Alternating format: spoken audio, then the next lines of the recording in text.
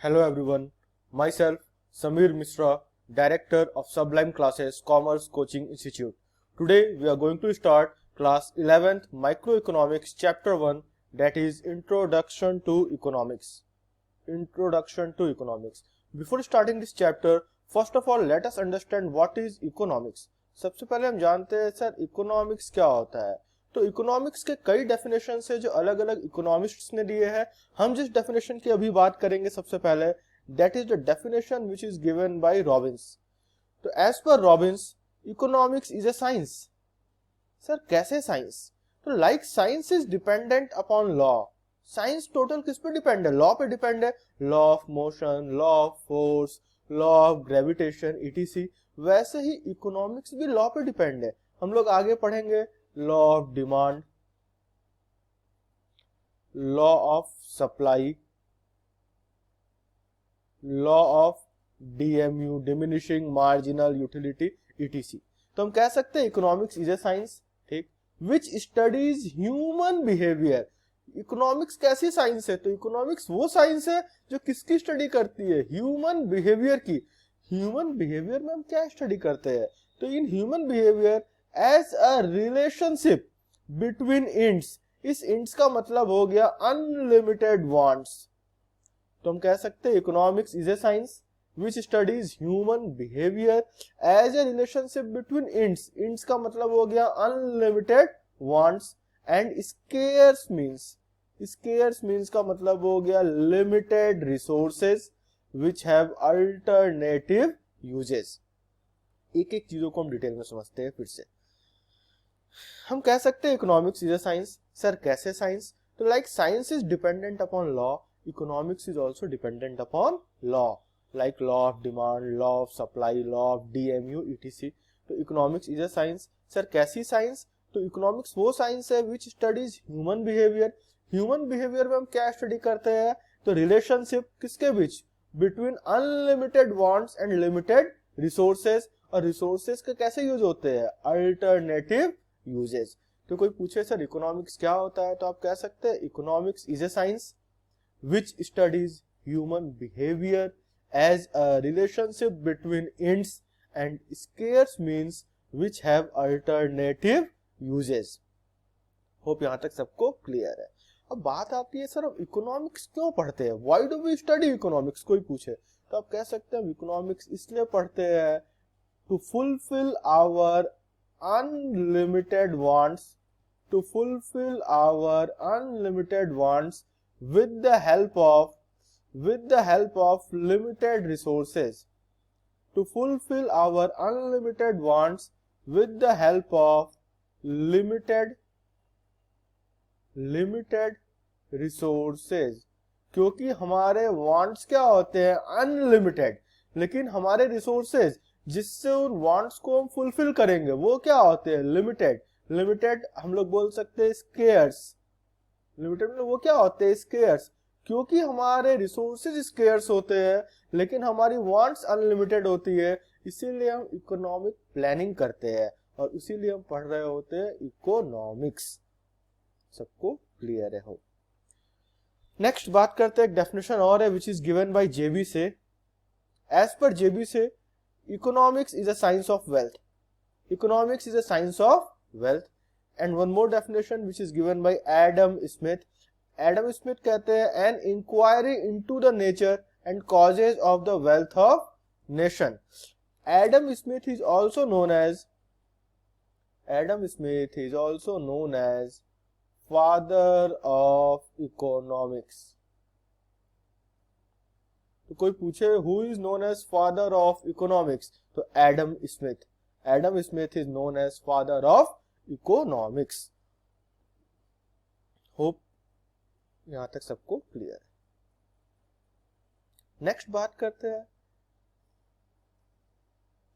किसी भी इकोनॉमी में इकोनॉमिक प्रॉब्लम होती है। सर इकोनॉमिक प्रॉब्लम क्या होते हैं? तो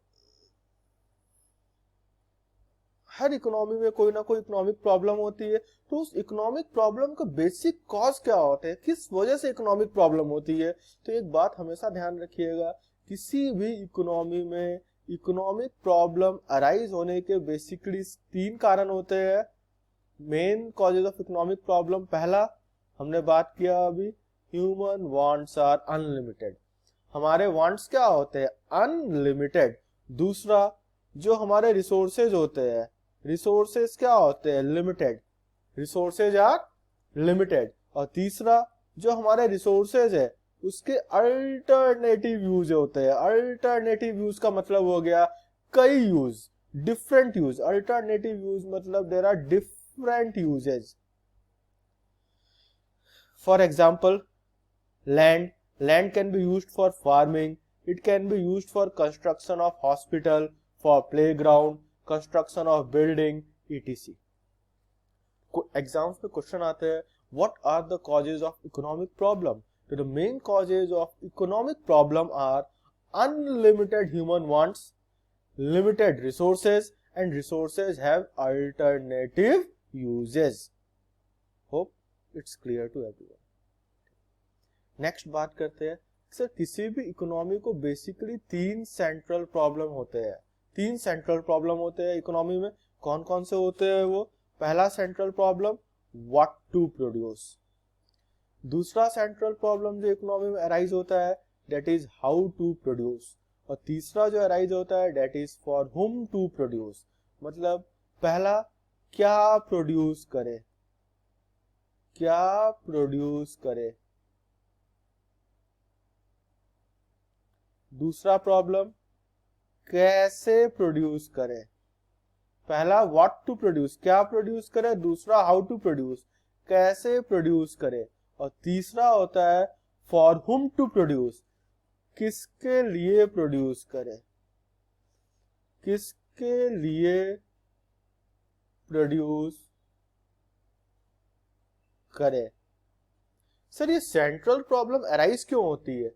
हम क्यों पूछते हैं क्या, कैसे, किसके लिए? हम क्यों नहीं बोलते let's produce? Why we say what to produce? Why won't we say let's produce? क्यों? क्योंकि हमने स्टार्टिंग में भी बात किया, हम ऐसा इसलिए नहीं बोलते क्योंकि हमारे रिसोर्सेज क्या है, लिमिटेड है। और हमें उन लिमिटेड रिसोर्सेज में ही ह्यूमन वांट्स को क्या करना है, फुलफिल करना है। इसीलिए हमें डिसाइड करना होता है व्हाट टू प्रोड्यूस, मतलब क्या प्रोड्यूस करे, हाउ टू प्रोड्यूस, कैसे प्रोड्यूस करे, and for whom to produce, किसके लिए प्रोड्यूस करे। अब एक एक करके इसको हम डिटेल में समझते हैं। पहला central problem, what to produce. What to produce का एक और नाम होता है, व्हाट टू प्रोड्यूस को हम लोग बोलते हैं, it is also known as choice of product to be produce.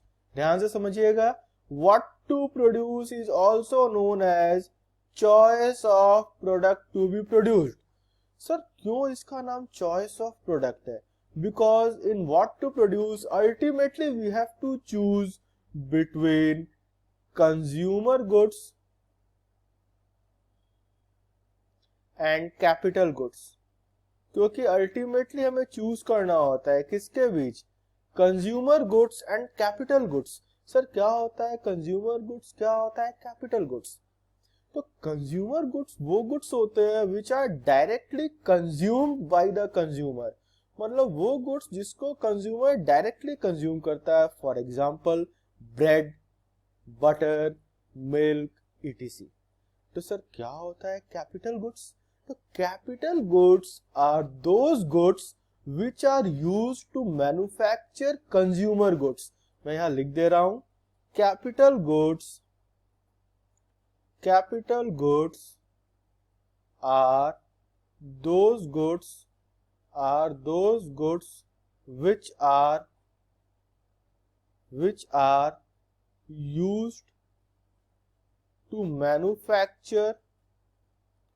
are used to manufacture consumer goods।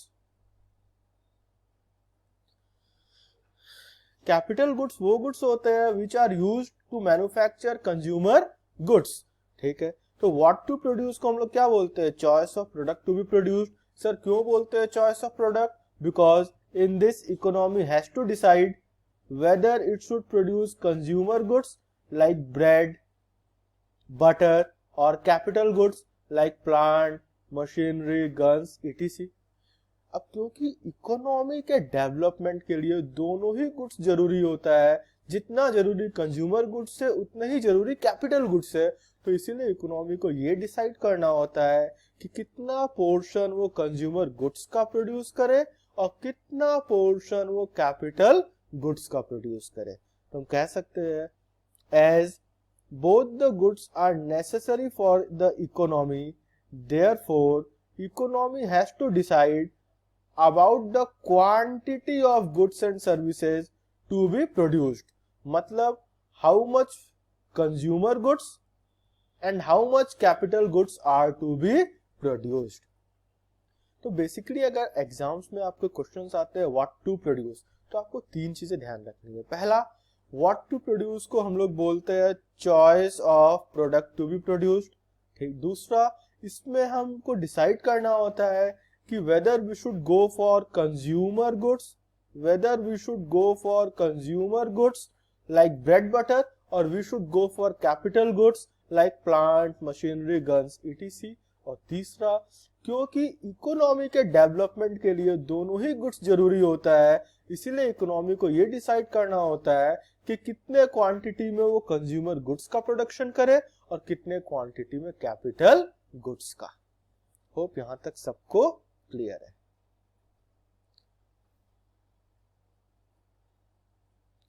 Next central problem जो इकोनॉमी में आता है that is how to produce. पहला था व्हाट टू प्रोड्यूस, नेक्स्ट आता है how to produce. How to produce में हमको ये डिसाइड करना होता है सर किस टेक्निक का यूज करें, क्योंकि प्रोडक्शन के दो टेक्निक होते हैं। हाउ टू प्रोड्यूस में ये डिसाइड करना होता है सर किस टेक्निक का यूज करें, क्योंकि प्रोडक्शन के बेसिकली दो टेक्निक होते हैं। एक को हम लोग बोलते हैं लेबर इंटेंसिव टेक्निक और एक को बोलते हैं कैपिटल इंटेंसिव टेक्निक। एक एक करके समझते हैं। पहला, हाउ टू प्रोड्यूस का भी दूसरा नाम है। हाउ टू प्रोड्यूस को हम लोग और बोलते हैं choice of technique of production. इस नाम से एग्जाम्स में कई बार क्वेश्चंस भी आ चुके हैं। Explain choice of technique of production, तो बच्चे कंफ्यूज होते हैं सर चॉइस ऑफ टेक्निक तो हमने पढ़ा नहीं, तो हाउ टू प्रोड्यूस को ही हम लोग बोलते हैं choice of technique of production. बात आती है सर इसको चॉइस ऑफ टेक्निक क्यों बोलते हैं, क्योंकि अल्टीमेटली इसमें हमें चूज करना होता है between labour intensive technique, between labour intensive technology and capital intensive technology. क्योंकि हमें चूज करना होता है between labour intensive technology and capital intensive technology. Sir क्या होता है लेबर इंटेंसिव, क्या होता है कैपिटल इंटेंसिव, एक एक चीजों को डिटेल में समझते हैं। तो हाउ टू प्रोड्यूस को हम लोग और क्या बोलते हैं choice of technique of production. In this economy has to decide whether it should use labour intensive technology और capital intensive technology. Labour intensive technique वो टेक्निक होती है जहां पे more labor, in which more labor and less capital is used। वो technology जहां पे हम ज्यादा से ज्यादा लेबर का यूज करते हैं और कम से कम कैपिटल को यूज करते हैं। और कैपिटल इंटेंसिव टेक्नोलॉजी वो टेक्नोलॉजी होती है जहां ज्यादा से ज्यादा कैपिटल का यूज होता है और कम से कम लेबर का यूज होता है। अब सवाल आता है सर हम किस टेक्निक का यूज करेंगे, लेबर इंटेंसिव टेक्निक या कैपिटल इंटेंसिव टेक्निक। तो इसका जवाब मैं एक लाइन में देता हूं कि कोई भी इकोनॉमी उस टेक्निक को प्रिफर करेगी जिस टेक्निक में उसका मैक्सिमम प्रोडक्शन होगा, मैक्सिमम प्रोडक्शन होगा एट मिनिमम कॉस्ट।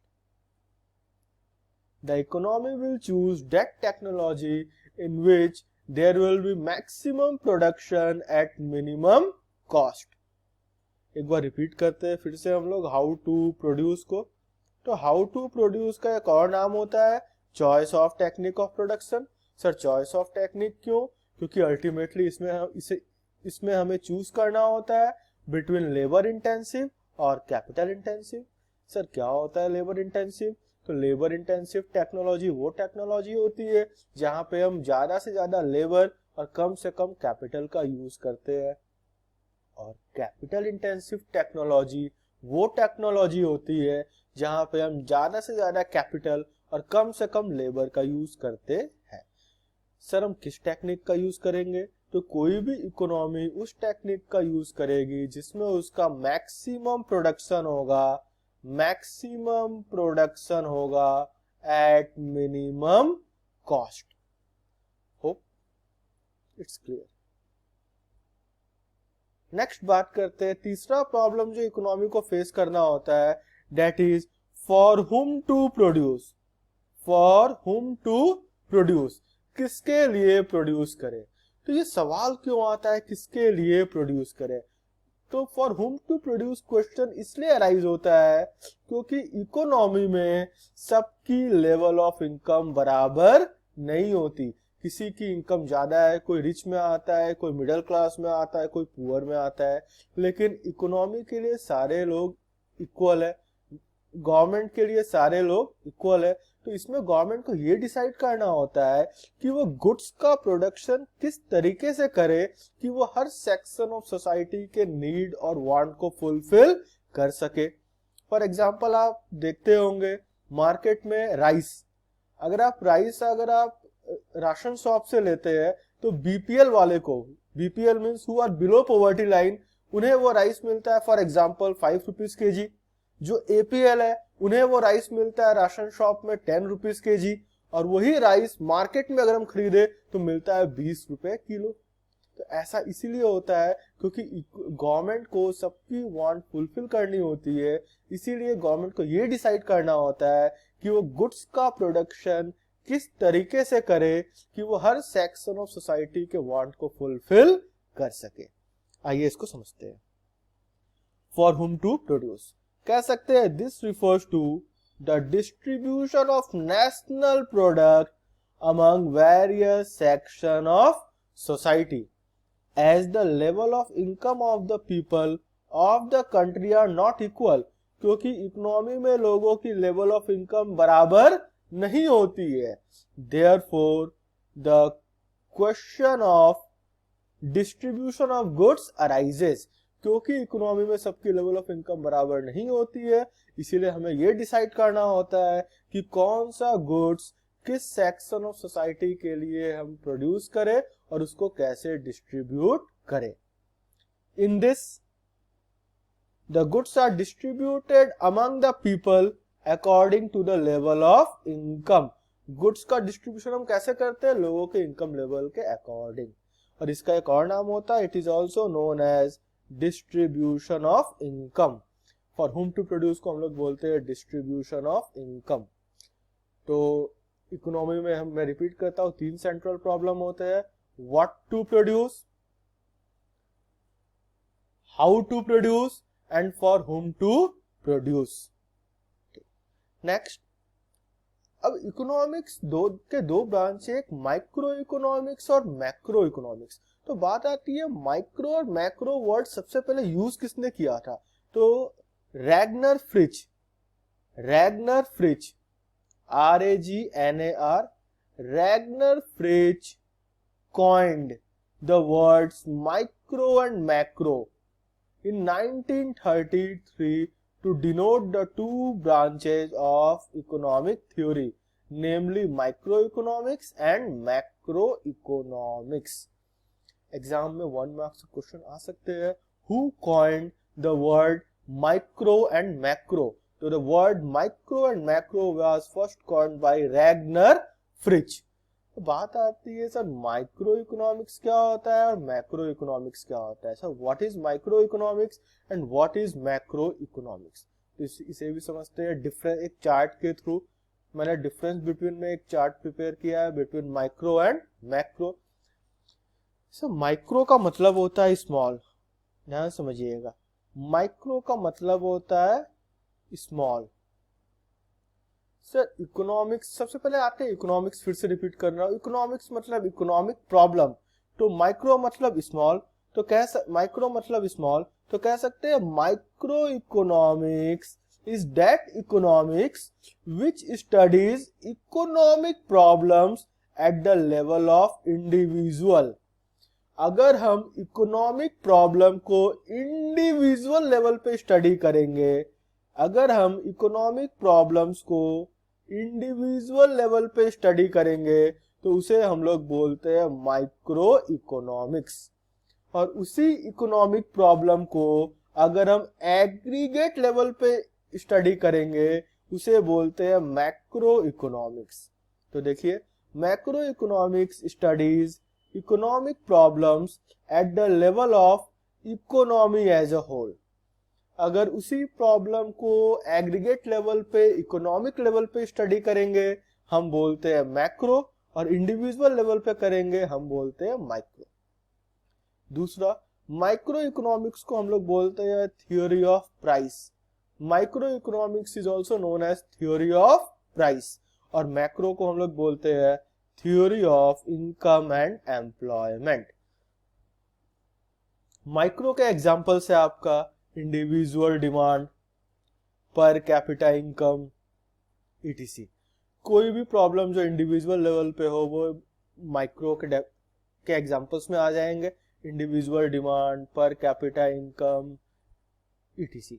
और मैक्रो इकोनॉमिक्स में आपका आता है एग्जांपल में नेशनल इनकम, जीडीपी मतलब gross domestic product, aggregate demand, etc। तो अगर आप इकोनॉमिक प्रॉब्लम को इंडिविजुअल लेवल पे स्टडी कर रहे हैं तो हम बोलेंगे माइक्रो। अगर आप इकोनॉमिक लेवल पे स्टडी कर रहे हैं एज ए होल हम बोलेंगे उसे मैक्रो। माइक्रो का दूसरा नाम होता है थ्योरी ऑफ प्राइस, मैक्रो का दूसरा नाम होता है theory of income and employment. Hope it's clear to everyone. तो आज के लेक्चर्स में बस इतना ही। नेक्स्ट लेक्चर में हम लोग बात करेंगे अबाउट पीपीसी का शेप, पीपीसी के प्रॉपर्टीज, वो नेक्स्ट लेक्चर में हम लोग बात करेंगे। आज के लिए इतना ही। एक और बात, जो भी टॉपिक्स मैं आपको पढ़ा रहा हूँ ये सारे टॉपिक्स, ये सारे चैप्टर्स के आपको पीडीएफ नोट्स हमारे कोचिंग के app Sublime classes, SUBLIME Sublime classes में मिल जाएंगे। आप गूगल प्ले स्टोर से इसे डाउनलोड कर सकते हैं। गूगल प्ले स्टोर से आप इसे डाउनलोड कर सकते हैं। और जो भी मैं नोट्स पढ़ा रहा हूँ ये सारे नोट्स आपको हमारे ऐप में मिल जाएंगे। प्लस ऐप में MCQ क्वेश्चंस भी है। तो चैप्टर खत्म होने के बाद, टॉपिक्स खत्म होने के बाद आप उन MCQ क्वेश्चंस को सॉल्व करेंगे और उसके रिजल्ट आपको आपके मेल पे विद इन अ मिनट मिल जाएंगे। Thank you.